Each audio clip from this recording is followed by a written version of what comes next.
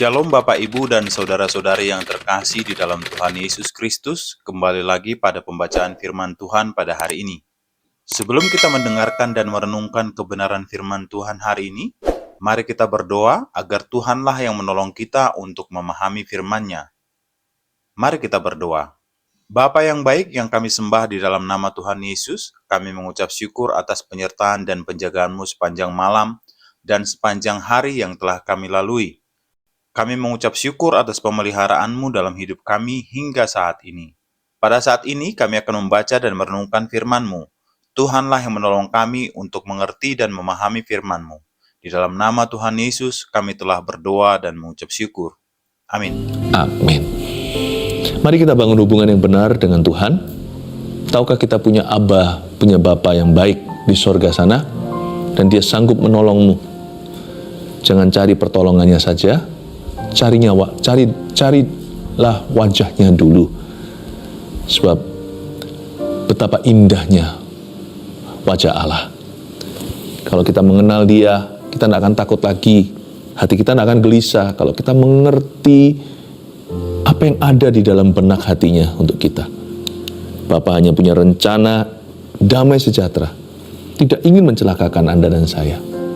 Rancangannya adalah rancangan damai sejahtera, masa depan di dalam Tuhan selalu penuh pengharapan. Saya mau menyampaikan satu pesan yang sudah klasik dikenal oleh orang-orang Kristen pada umumnya. Sebuah doa yang diajarkan oleh Mesias. Doa Bapa Kami namanya. Matius 6 ayat 9 sampai ayat yang ke-13. Kita baca ya. Saya akan bacakan semua tanpa interupsi. Kalau bisa, kita baca bersama yuk. Dimanapun Anda berada, sampai telinga sendiri mendengarnya. Doa Bapa Kami supaya kita juga setengahnya bisa hafal nanti setelah selesai khotbah. Karena itu berdoalah demikian sama-sama. 2, 3. Bapa Kami yang di sorga, dikuduskanlah nama-Mu. Datanglah kerajaan-Mu, jadilah kehendak-Mu di bumi seperti di sorga. Berikanlah kami pada hari ini makanan kami yang secukupnya. Dan ampunilah kami akan kesalahan kami, seperti kami juga mengampuni orang yang bersalah kepada kami. Dan janganlah membawa kami ke dalam pencobaan, tetapi lepaskanlah kami daripada yang jahat. Karena Engkaulah yang mempunyai kerajaan, dan kuasa, dan kemuliaan, sampai selama-lamanya. Amin.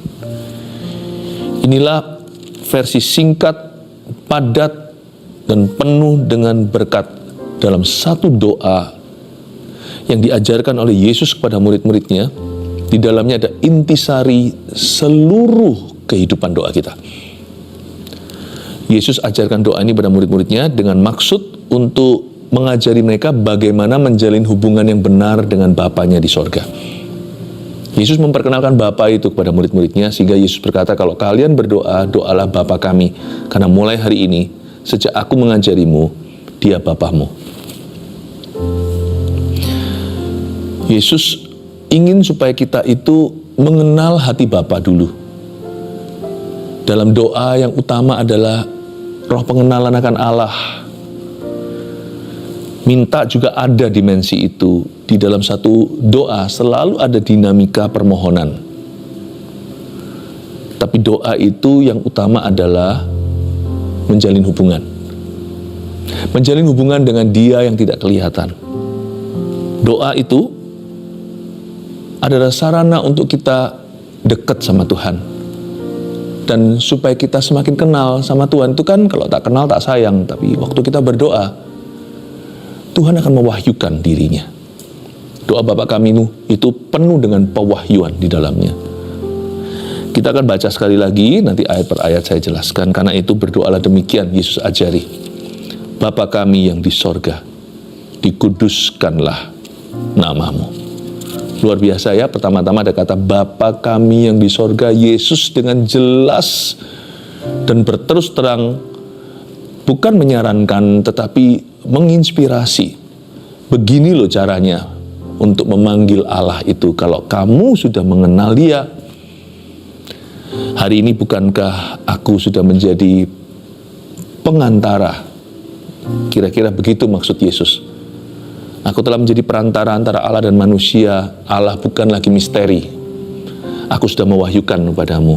Mulai hari ini, if you address him, kalau Anda hendak memanggil namanya, panggillah dia Bapa. Poin 1 dulu munculkan. Tuhan rindu kita memanggilnya Bapa.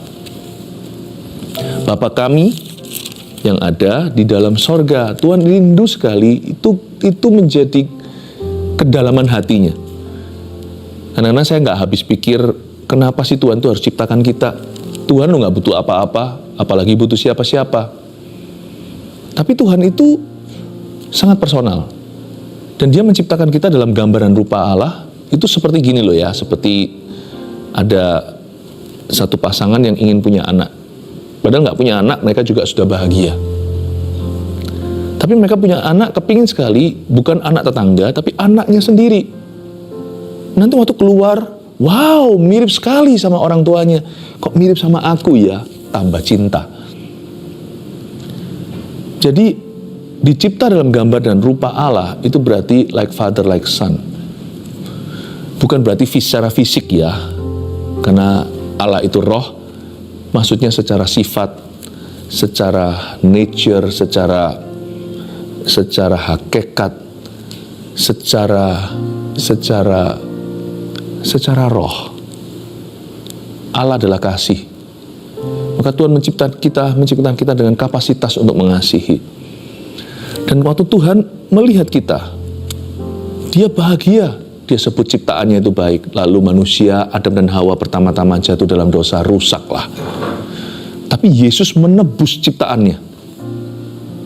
Dan Yesus mati, digantung di atas kayu salib supaya hubungan kita dengan Bapa pulih. Sehingga kita berhak lagi memanggilnya Abba, ya Bapa. Dia kasih rohnya. Saat Pentakosta, Roh Kudus dicurahkan. Sesuatu secara supra alami dan supranatural di dalam diri kita berubah. Roh diberikan atas setiap manusia yang percaya kepadanya. Sehingga kita bisa berseru kepada namanya dan kita bisa mengenal dia. Kita bisa mengenal Allah dari dalam hati kita. Tuhan rindu kita memanggilnya Bapa. Bukan karena Tuhan butuh kita. Dan Tuhan tidak butuh pengakuan. Tapi karena dia sangat-sangat menginginkan hubungan ini. Dia ingin sekali menjalin hubungan dengan Anda. Sama seperti orang tua yang ingin menjalin hubungan dengan anaknya. Padahal anak itu masih bayi, tidak bisa apa-apa. Hanya bisa buang kotoran. Tapi dia sudah rindu sekali meskipun anak itu belum bisa bicara balik ke dia. Bahkan waktu bayi baru lahir itu kan belum bisa melihat. Ngomong nanti, bicara pun nanti jelas baru 1 tahun, 2 tahun sekian. Orang tua sudah bicara sama anaknya, sudah mencoba untuk berkomunikasi, tatap matanya dengan mata anak itu dan menjalin hubungan cinta. Ada hubungan batinnya. Tuhan ingin kita memanggilnya Bapa. Karena Tuhan cinta kita. Karena Tuhan orangkan kita. Karena Tuhan hargai kita. Karena Tuhan mengasihi kita. Dan Tuhan sudah nggak tahan seolah-olah aku ingin mewahyukan diriku lebih. Supaya kamu kenal papamu nanti. Semakin dewasa kamu semakin tahu bahwa aku sayang kamu. Papa cinta kamu. Dan bahkan sudah nggak sabar lagi untuk ajak anaknya itu nanti melakukan pekerjaannya. Dibawa pergi ke kantornya, dibawa jalan-jalan, pergi liburan, papa antar dia ke sekolah. Aku di duniamu, kamu di duniaku. Padahal anak itu masih bayi, sang ayah sudah bermimpi. Tuhan rindu kita memanggilnya Bapa, itu bukan hanya panggilan saja, bukan panggilan belaka. Di balik panggilan sebutan Bapa itu ada sebuah hubungan seindah sorga. Tuhan ingin sekali menjalin hubungan dengan Anda. Padahal Tuhan tidak butuh apa-apa. Sesungguhnya dalam hubungan ini, kita yang butuh Tuhan. Tuhan tanpa kita fine-fine saja. Bukankah dari sejak kita sebelum diciptakan. Allah itu kekal, Alfa dan Omega, yang awal dan akhir, tiada awal, tidak ada akhir. Tanpa kita, gak masalah. Kita tanpa Allah, kita binasa. Coba renungkan kata ini, Bapa kami yang di sorga, apa yang Yesus hendak wahyukan kepada kita. Karena itu pastikan dalam hidupmu, yang kau kejar terutama adalah perkenanan Allah. Yang kau bangun nomor satu adalah hubunganmu dengan Dia dulu. Kalau kita tahu doa Bapa kami ini diajarkan, berarti doa adalah sarana untuk membangun hubungan itu. Kita nggak doa itu bukan sebagai rutinitas, aduh aku rasa bersalah, aku nggak doa nanti nggak masuk sorga. Bukan karena hukuman, bukan karena ketakutan. Kita nggak doa itu kehilangan kesempatan untuk mengenal Bapa sekali lagi hari ini, atau untuk mengenal Dia lebih dalam lagi. Jadi sampai saya tidak berdoa, saya luputkan satu hari, itu saya yang merugi. Aduh, tahu gitu, hidup di dunia ini kan sementara. Suatu hari kita kalau pergi ke sorga, kita akan bertemu dengan Yesus muka dengan muka. Sekarang waktunya di masa hidup ini kita cipta memori, bahwa selama hidup ini tiap hari, aku mengenal Dia lebih dalam lagi. Kalau saya bisa hidup 80 tahun, 70 tahun, 80, 90 misalnya, itu dihitung. Itu terbatas. Setiap tahun hanya 365 harinya. Kehilangan satu hari, itu kehilangan sesuatu pahala secara kekal untuk mengenal dirinya. Sayang gitu loh kalau aku lewatkan. 1 minggu saya nggak ke gereja, padahal bisa. Lain cerita kalau sakit, lain cerita kalau lagi berhalangan dalam perjalanan, misalnya lagi ada di pesawat, lagi perjalanan jauh. Kalau bisa, saya sengaja. Sayang ya, 365 hari, 52 minggu itu coret 1 jadi 51. Ada sesuatu yang saya gagal kenal di dunia ini. Meskipun nanti di sorga pengenalan kita sempurna, pengetahuan kita sempurna. Tapi sesuatu yang di bumi sekarang ini kalau kita nggak bangun, itu seperti bayi pada waktu masih kecil, kalau kepalanya itu sukanya ditaruh di posisi tertentu, lalu dia kempis, nanti besar ya tetap kempis. Kalau dia bulat karena dimiringkan misalnya, nanti besarnya juga bulat. Nggak efek memang ke kesehatan. Tapi akan ada sesuatu yang permanen sifatnya waktu kau dewasa. Waktu kita di sorga nanti, sesuatu yang sifatnya kekal. Di bumi ini, masa singkat ini kesempatan untuk kita berlomba mengenal Dia sungguh-sungguh. Karena pasti ada sesuatu yang permanen nanti beda. Bahkan ketika kita sudah berada di sorganya yang baka. Saya ingin Anda untuk melihat bahwa kata Bapa ini dahsyat.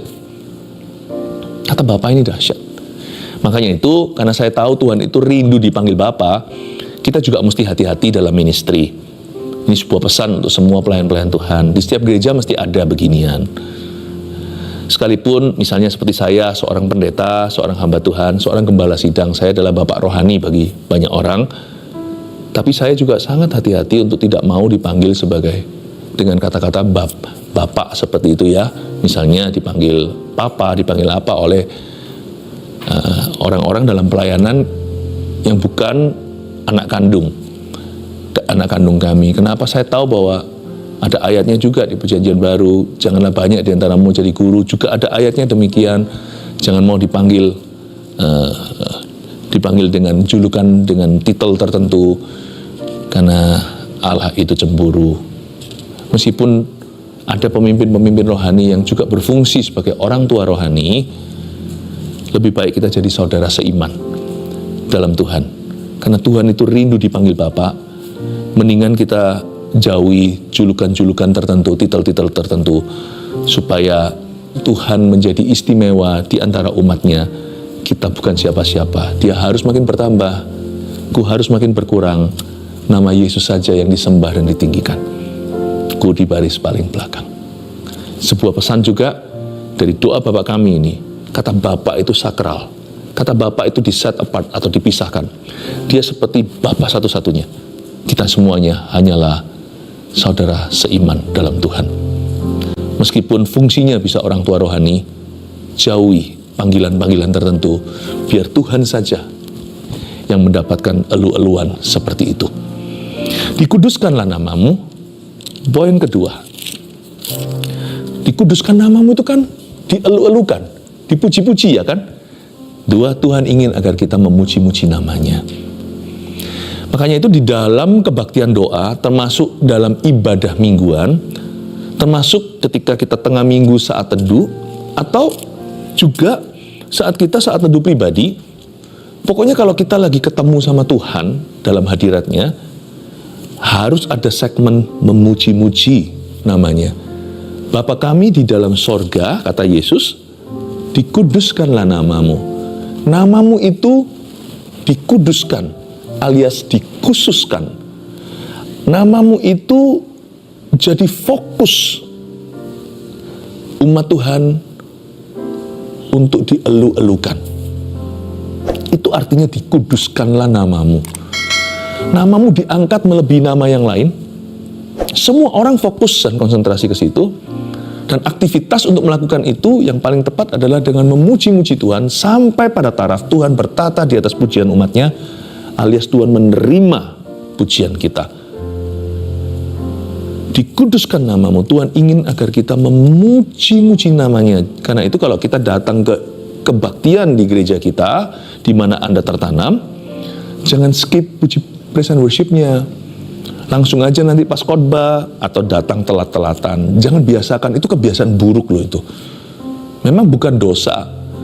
Tapi kalau kita lakukan itu sih sifatnya etika. Misalnya kalau saya ketemu mau janjian sama orang yang lebih penting, lebih tua, lebih senior dari saya. Jangankan lebih penting, lebih tua, lebih senior. Yang junior pun kita nggak boleh terlambat. Kita mesti harus tepat waktu karena itu karakter atau sifat.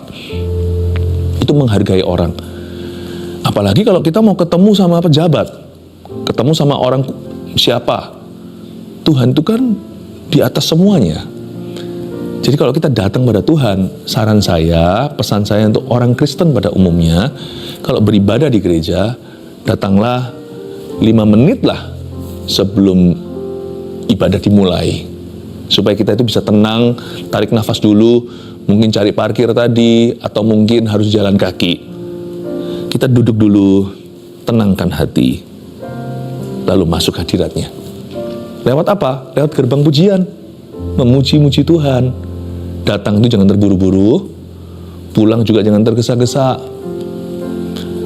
Karena kalau kita ketemu sama orang yang sangat bermartabat, seorang yang sangat terhormat, jangan kasih kesan seperti seolah-olah dia nggak penting sama sekali atau dia kurang penting bagimu. Karena itu di sini Yesus berkata, kalau menyebut Bapa, setelah itu yang paling appropriate, yang paling proper, yang paling benar, setelah kita panggil Bapa, pujilah Dia. Bawalah persembahan lidah bibirmu padanya, Tuhan, tapi tulus, bukan pura-pura. Terima kasih ya Tuhan. Makasih ya Papa, Abba, Bapa sudah banyak menolong aku. Terima kasih untuk berkat-Mu ini, berkat-Mu itu. Aku semakin hari semakin mengenal-Mu, semakin cinta padamu, semakin ku tahu tidak ada seperti diri-Mu. Di bumi dan di sorga tidak ada yang seperti Engkau. Engkau ajaib, gak ada yang mustahil bagimu. Tapi Engkau panjang sabar Tuhan. Itu kita ngobrol, bukan cerita tentang diri kita, cerita tentang Tuhan. Beritahu Tuhan apa yang kau tahu tentang dirinya dalam spirit yang memuji. Tuhan tuh nggak suka kok nggak suka dibualin, nggak suka disanjung-sanjung oleh orang-orang yang luar dalam nggak sama, mulut hati berbeda, enggak. Tapi kalau kita itu tulus mengutarakan syukur kita, Tuhan terima itu sebagai korban persembahan. Bukankah pujian itu baik untuk kita? Waktu kita memuji Tuhan, iman kita sendiri dikuatkan. Karena Tuhan adalah sumber kita, sumber kehidupan. Waktu kita memuji Dia, kita semakin diteguhkan keyakinan kita akan Tuhan. Bapa kami yang di sorga, dikuduskanlah namamu. Dikuduskan namamu ini artinya kita harus belajar untuk memuji-muji namanya. Nggak bisa musik nggak apa-apa. Dengarkan lagu. Misalnya seperti saat teduh ini, termasuk yang kompilasi lagu-lagunya saja. Dengarkan aja. Muter terus, itu bisa berjam-jam kan. saat kerja, saat apa. Tapi waktu kita sengaja mencari hadiratnya, biasakan untuk masuk lewat gerbang pujian, ke gereja atau apa, jangan tergesa-gesa, jangan skip praise and worship-nya, langsung ke khotbah, apalagi pembicara favorit. Jangan begitu, karena itu sama dengan kita beribadah untuk alasan egois, yaitu pokoknya yang aku suka aku terima, yang bagianku untuk memberi aku hapuskan itu. Pada saat aku harus memberi pujian, buat apa, yang penting aku terima peneguhan, terima berkatnya, didoakan, mungkin ada firman yang bisa kasih aku janji. Saya rasa ibadah kita tidak lengkap, tidak komplit kalau kita tidak memuji. Dikuduskanlah namamu adalah bagian hidup doa yang sangat perlu. Datanglah kerajaanmu, ayat 10, jadilah kehendakmu di bumi seperti di sorga. Poin ketiga ini, Tuhan harus bertata di hati dan hidup kita. Orang yang berdoa selalu akan berakhir tunduk pada Kristus. Kalau enggak, salah doa. Doa itu akan masuk ke dalam dimensi kerajaan, di mana Kristus rajanya, kita hambanya. Doa itu, di dalam doa Bapa kami kita diajari bahwa Tuhan mesti bertata di dalam hati kita dan di hidup kita. Doa yang benar pasti akan membuat kita pada akhirnya semakin taat, bukan semakin murtad. Datanglah kerajaanmu, jadilah kehendakmu di bumi seperti di sorga. Tuhan harus bertata di hati dan hidup kita. Ini kehendak Allah. Kecuali Tuhan bertata, maka tidak ada perkara Allah di dalam hidupmu akan terjadi. Kecuali Tuhan itu bertata di hidup kita, di dalam hidup kita tidak akan ada berkat-berkatnya.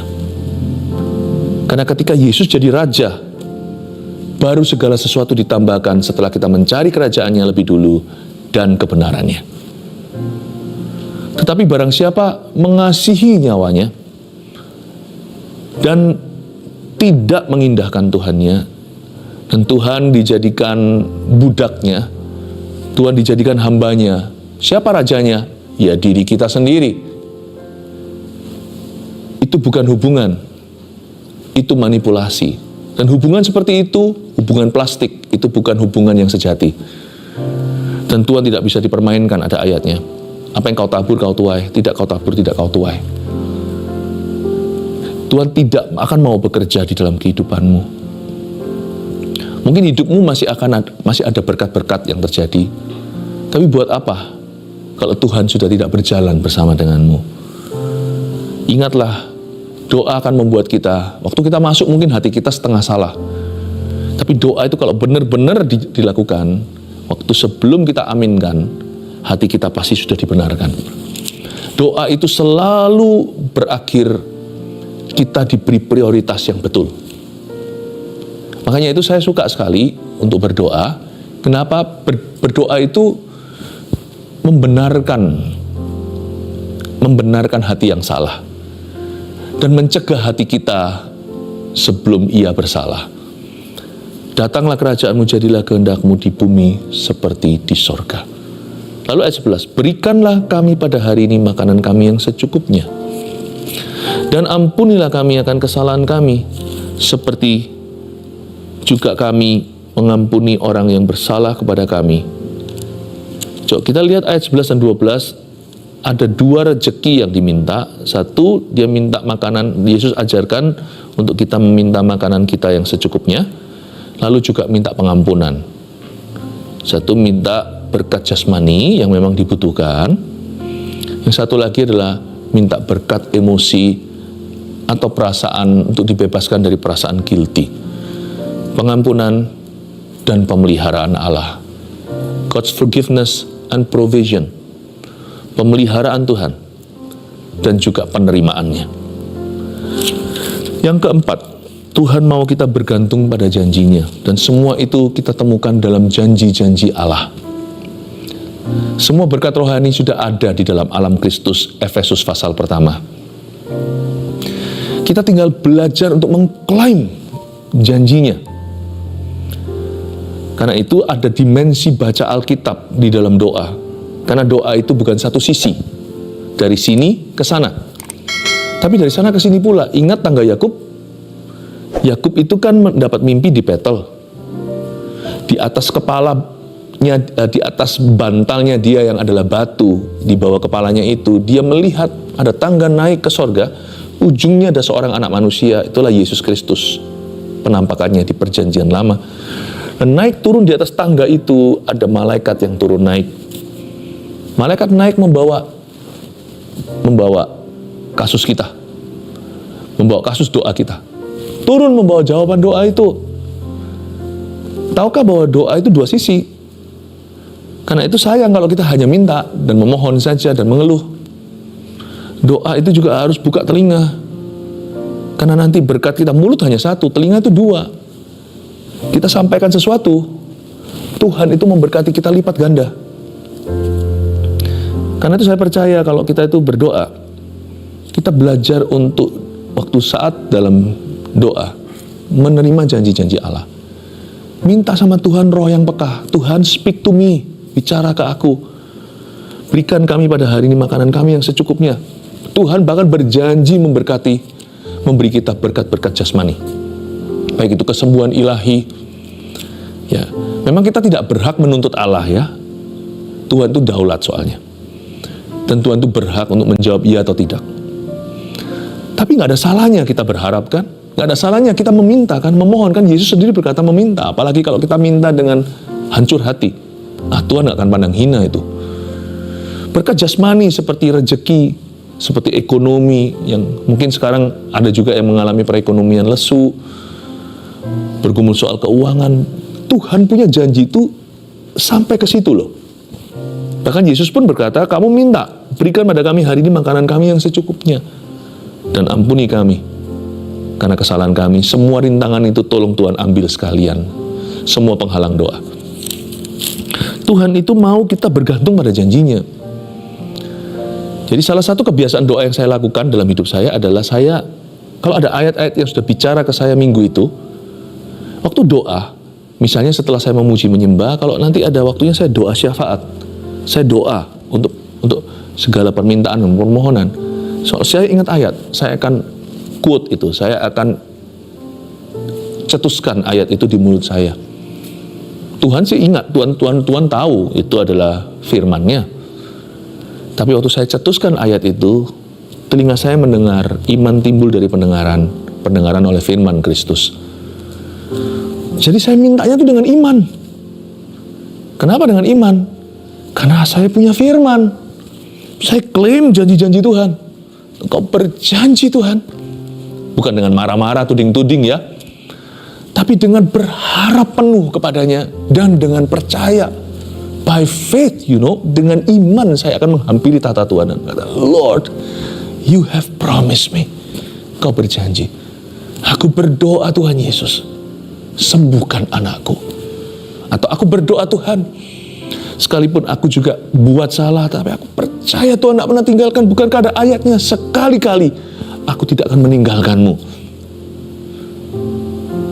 Bukankah ada firman yang berkata, barang siapa berseru kepadanya tidak akan dipermalukan. Saya akan berseru dalam pergumulan, mungkin sekarang saya diambang kebangkrutan.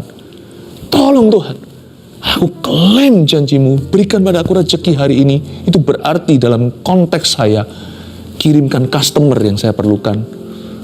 Atau kirimkan ya Tuhan investor. Atau kirimkan pembeli ya Tuhan, kalau saya mau jual. Atau aku tidak dapatkan barangnya yang selama ini supply yang sudah tidak ada, kirimkan supplier Tuhan. Aku minta berikan pada aku hari ini makanan kami yang secukupnya. Itu berarti mencakup karir kita, penghidupan kita. Minta. Kenapa banyak orang tidak berani? Minta, keinginannya ada, tapi imannya nggak ada. Karena imannya nggak makan, karena nggak makan firman, karena nggak pernah mencetuskan firman, dan memang nggak pernah dapat firman, nggak pernah cari orangnya, nggak pernah ketemu firman, karena memang tidak berharap Tuhan bicara. Tapi dalam doa, Anda mesti harus exercise your faith, praktekkan imanmu, gedor pintu sorga. Tuhan tidak menganggap itu tidak sopan, karena Tuhan sendiri mengajarkan, ketuklah. Itu bukan perbuatan kasar, itu adalah perbuatan iman yang besar. Minta sama Tuhan. Lalu terakhir, dan janganlah membawa kami ke dalam pencobaan, tetapi lepaskanlah kami daripada yang jahat. Lalu di sana dikasih kata-kata, karena Engkaulah yang mempunyai kerajaan dan kuasa dan kemuliaan sampai selama-lamanya, alias Dia sanggup. Lalu ditutup dengan kata amin. Yang terakhir dari doa Bapa kami kita bisa pelajari bahwa Tuhan sanggup memberi kita kemenangan. Di ayat 13 adalah Tuhan menunjukkan, mengajarkan bahwa Bapa, mengajarkan pada murid-muridnya bahwa Bapa itu sanggup memberi kemenangan. Minta sama Bapa supaya kau jangan dibawa dalam pencobaan dan dibebaskan dari yang jahat. Dan akuilah sekali lagi di ujung sebelum amin bahwa Bapa memang empunya kerajaan. Dia memang punya kuasa dan baginya semua kemuliaan. Kalian jangan takut, jangan bimbang. Tuhan akan memberimu kemenangan. Tuhan masih memberi kemenangan. Ada banyak cerita di Alkitab tentang Raja A berseru, lalu musuh bisa perang antara mereka sendiri, bunuh-bunuhan. Raja B berseru dan Tuhan terobos pertahanan musuh. Raja C berseru, Tuhan luputkan dari orang-orang yang akan mencelakakan. Tuhan itu sanggup memberi kemenangan. 5 poin sini. Sekali lagi saya ulang, doa Bapa kami, kita diajari untuk mengenal Bapa kita. Tuhan rindu kita memanggilnya Bapa. 2, Tuhan ingin agar kita memuji-muji namanya. 3, Tuhan harus bertahta di hati dan hidup kita. Harus tahu bahwa itu bagi Tuhan not negotiable, tidak negosiasi. 4, Tuhan mau kita bergantung pada janjinya. Jadi Tuhan senang kalau kita klaim firman-Nya, itu Tuhan malah senang loh. Malah senang. 5, Tuhan sanggup memberi kita kemenangan, jangan kau bimbang. Sebab Tuhan kita tidak berubah, dahulu sekarang sampai selama-lamanya. Bapa kami di dalam sorga, dikuduskanlah nama-Mu. Datanglah kerajaan-Mu, jadilah kehendak-Mu. Di bumi seperti di sorga. Berilah kami pada hari ini makanan kami secukupnya, dan ampunilah segala kesalahan kami, seperti kami mengampuni yang bersalah pada kami. Dan janganlah bawa kami dalam pencobaan, namun bebaskan atau lepaskan kami dari semua yang jahat. Karena Engkaulah yang punya kerajaan, kuasa, dan kemuliaan sampai selama-lamanya. Sama-sama katakan, amin.